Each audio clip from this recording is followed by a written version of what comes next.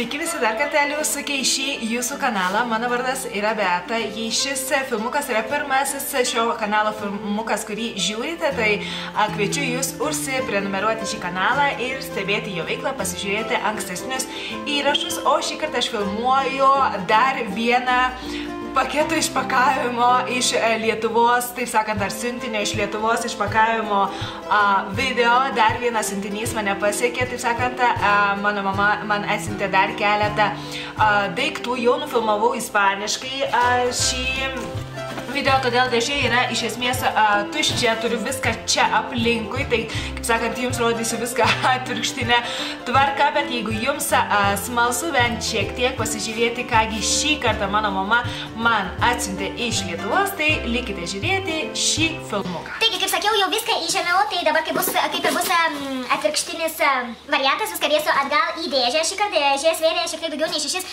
kilogramus, nežinau, ar tai priklauso, nuo to priklauso, kaip sakant, siuntinio atėjimo iki manęs trukmė, nes ankstesnis siuntinys svėrė apie 12 kg ir atėjo iki manęs per 5-7 dienas. Tikrai nesuprantu, kaip paštas dirba, bet esmė ta, kad per Atlantą ir visą Europą, kaip sakant, nukeliavo ir iki manęs atskrido siuntinys gal per 4 dienas, o čia mieste gal 5 kilometrus, kaip aš sakau, keliavo 2 savaitės, tai aš nesuprantu tos logikos, tiesą sakant. Bet žodžiu, kam aš čia jau... Gal kas dirba pašte, Lietuvos, pavyzdžiui, pašte, ten Lietuvoje šiek tiek greičiau su tuo paštu, bet gal kas man gali paaiškinti, kaip čia, žodžiu, vyksta tie reikalai. Bet, žodžiu, pradėsime, kad šitą video man reikėtų dalinti į 2 dalis, o jeigu teks, tai padalinsim.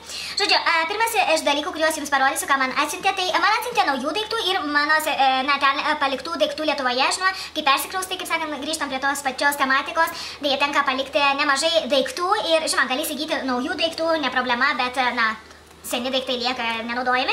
Žodžiu, man atsiuntė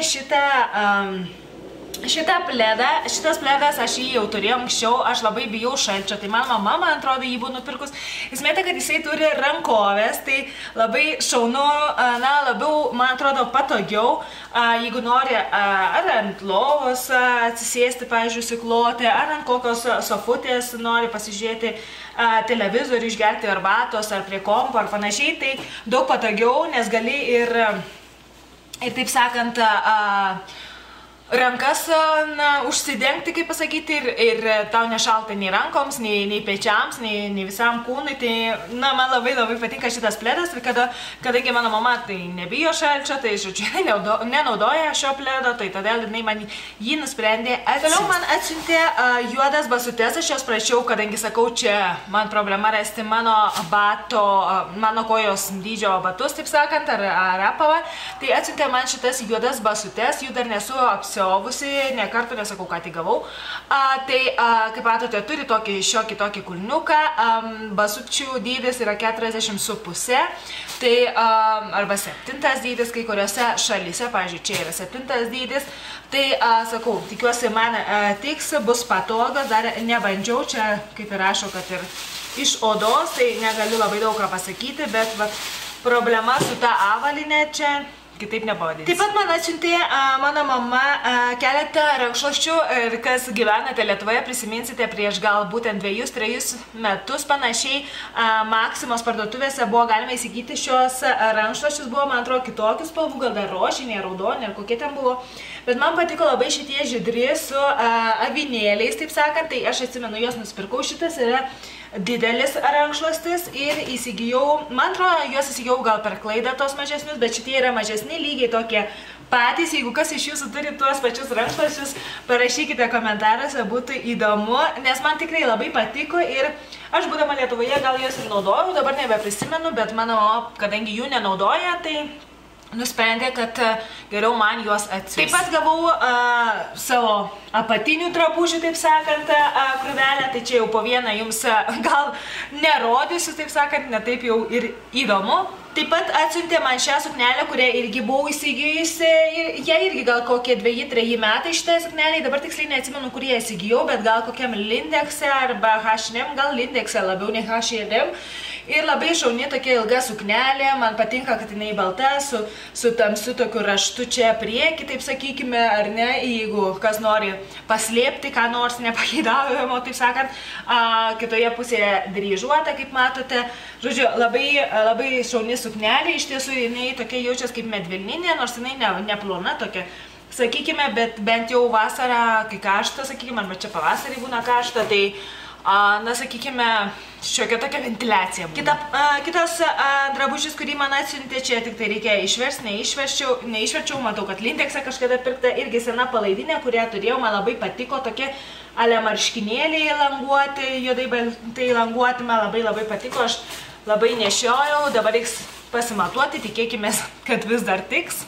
Lygiai taip pat tikiuosi, kad vis dar tiks šita palaidinė irgi marškinėliai, baltos spalvos, juos labai nešiojau, 3 ketvirčių, sakykime taip, maždaug, arba iki alkūnės tos rankovės, šita tokia labiau gal sintetinė medžiaga, sakykime, bet tikrai vienas iš drabužių, kuriuos buvau palikus, tai džiaugiuosi, kad vėl turėsiu su savimi. Ir parodysiu keletą naujų daiktų, kuriuos dar atsiuntė, be basučių, taip sakant. Tai man atsiuntė šitą žydrą, tokią labai ryškiai žydrą palaidinę. Jinai tokia ganėtinai didokam atrodo. Na, jos turbūt ir esmė yra, kad jinai būtų didelė, taip sakant, ar ne? Tokia laisva, aš jos dar nesimatavau.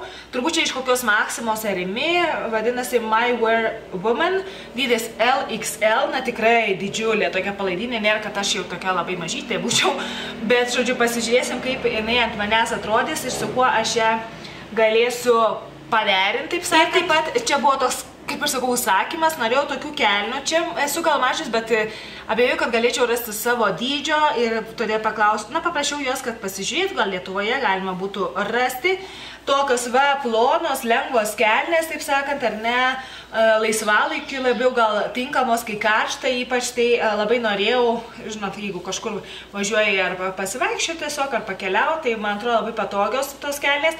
Šitos man tokios labiau kaip tamprės gal, sakykime, todėl, kad jos ant manęs neatrodo labai laisvos tokios, sakykime, ar ne, nesimakaluoja, taip sakant, bet neatrodo blogai, tai iš tiesų neatsimenu. Viena sakė, kad pirko H&M, o vienas pirko Gariūnuose, man atrodo, žodžiu, neatsimenu. Ir vienas, toj parodysiu, kitoje parduotuviai. Šitas, man atrodo, pirko kažkurioje parduotuviai. Šitos tai man kaip šortai iki kelių maždaug, tai čia gal labiau namuose, jos permatomos. Tikriausiai matosi, kad permatomos tos kelnės, tai gal čia labiau, kaip aš sakau, naminės negu į lauką išeiti. Kitos kelnės irgi tokios man labiau irgi ant manęs atrodo kaip tamprės, sakykime, ant lieknesnio žmogaus, na, kas turi plonesnės kojas, sakykime, nes mano kojos nėra iš tų plonųjų, tai jų, žinoma, tos kelnės atrodo laisvesnės. Tai irgi, vat, su tokiais raštais irgi labai šaunė, šitos turi dirželį ir gumą, tai tiksliai negaliu pasakyti, kur įsigyta, nes nėra etiketės. Ir paskutinės kelnės pačios turbūt brangiausios, kurios šitos tai atrodo taip, kaip teoriškai turi atrodyti tos kelnės, tokios palaidos, laisvos, taip sakant, tos kelnės. Atsiprašau, kad skamba telefonas, bet turiu visą laiką turėti garsą įsijungusi, kad skambintų mano vyras. Tai gaunu, kadangi laiškus elektroninius, tai viskas skamba.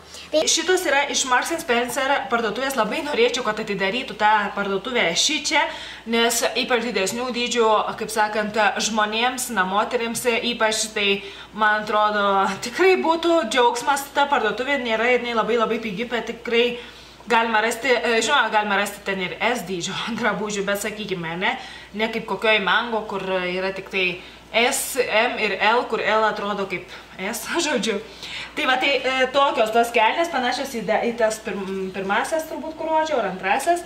Tai šitos, kaip matote, klešnė yra jau platesnė, tai ir ant manęs atrodo platesnės. Ir šitos kainavo, šitos turi etiketę, kainavo 24,99 €, tai 25 €.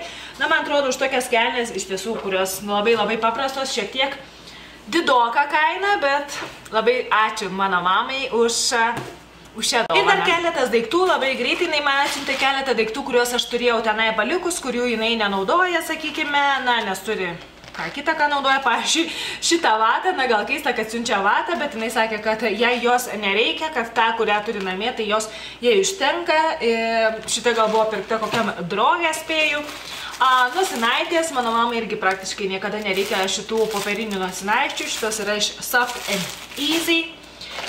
Šito, tai buvau turbūt aš pirkusi tuos makiažo valiklio, tas, kaip čia vadinasi, nežinau, diskus, taip sakant, ne iš Bella Cotton, tai kadangi mano mama irgi neturi poreikio valytis veidų, tą makiažą nuo veido ir panašiai, tai irgi man įmetė šitai. Ir taip pat dar viena dėžutė vaistų nuo skydliaukės, kadangi anekart, man atrodo, jums sakiau, anekart aš turiu menį kitame siuntinyje, kad kainuoja Lietuvoje pigiau ir daugiau tablečių.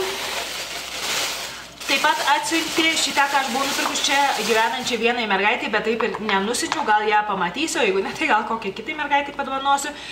Čia toks yra plaukų šepetys su gumytėmis, pasižiūrėsime, gal pamatysiu kada tą mergaitę.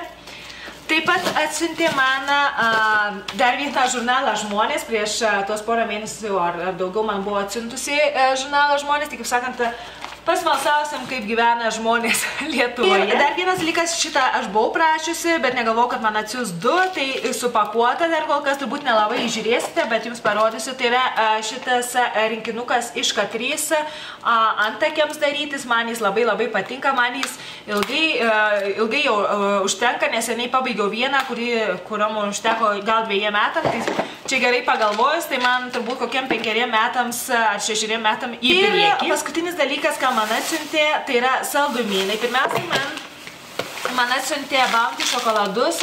Įdomu tai, kad čia mačiau yra tik tai Snickers, Mars ir Bounty nėra, jau atidariau tiesą. Ir taip užsimaniau kažkada, tai ir jai pasakiau, ir jis sako, tai aš pasižiūrėsiu ir tau atsiųsiu. Tokiais užsimanai tokių dalykų, apie kuriuos anksčiau gal nesusimastydavai, nes turėdavai po ranka, o čia kaip ir nėra. Ir taip pat užsimaniau ir risų, bet tokių, aš jums įdėsiu nuotraukėlę, mano vaikystės ir risų geltonose, su geltonu popieriuku ir rūtos lapeliu, bet sakė, tokių gal jau nebėra, arba jinai tiesiog nerado ten, kur buvo. Tai man atsiuntė kalevo irisų, tai nesvarbu, žinoma, irisų yra ir čia, bet aš tų labai norėjau, bet tie irgi labai skanus, vadinasi Kiss, kaip sakant, atsiuntė tokių saldumynų. Ir dar, kadangi ankstesni siuntiniai atėjo pas mane gal per 5-7 dienas, tai tikėjomės, kad ir dabar ateis taip, dėja išėjo kaip 2,5 savaitės maždaug. Tai čia labiau vyrui nei man atsiuntė aguoninį pyragą, čia dėja nieko nedaroma, nėra aguonų, niekas neaugina aguonų, arba jeigu jas augina, tai yra nelegalu. Tai nėra jokių gaminių iš aguonų, kaip sakant, aš sakau jiems, kad jie labai daug praranda, nes tikrai labai skanus tas pyragas. Šitas viniotinis aguonėlė, net nežinau, yra biržų duona, prie mūsų namų ten pardavinėje. Tai vyras sakė, kad, pasižiūrės, dar paragaus. Nors iš esmės jau kaip ir data galiojimo praėjo, jeigu jis nori surizikuot paragauti, tai paragaus, pasižiūrėsim, ar jis dar geras, nes čia labiau jam negu man jis irgi patinka, bet mano vyrui tai labai patinka šis. Iki čia tas siuntinė antrojo, trečiojo, nežinau, kelinto siuntinė iš Lietuvos išpakavimo filmukas, taip sakant. Taigi čia šitame kanale, tai čia turbūt antrasis bus siuntinys, kanale ispanų kalba jau buvo ankstesnių siuntinių, rudenį, man atrodo, gavau ir panašiai. Na, man atrodo, dabar nebent kokiam gruodžio mėnesį, jeigu mama ką nors atsiūs sugalvojusi kokiam kalėdom ar panašiai, nors kaip jinai visą laiką sako, kad nieko neplanuoja, nieko nesiūs, bet galiausiai ką nors sugalvoja ir vėl atsiuntė, tai jeigu dar bus koks nors siuntinys po kelių mėnesių, tai žinoma, jūs jį pamatysite ir, žodžiu, parašykite man komentaruose, kaip aš sakiau, apie tos visus, arba šiaip, jeigu gyvenate ne Lietuvoje, ko pasilgstate labiausiai, pavyzdžiui, iš maisto ar panašiai, ir šiaip komentuokite, savo įspūdžius, taip sakant, tikiuosi jums patiko šitas filmukas, siunčiu jums daug bučkių, būtinai išsiprenumeruokite šį kanalą, pažiūrėkite ankstesnius video ir mes pasimatysime kitą kartą. Iki!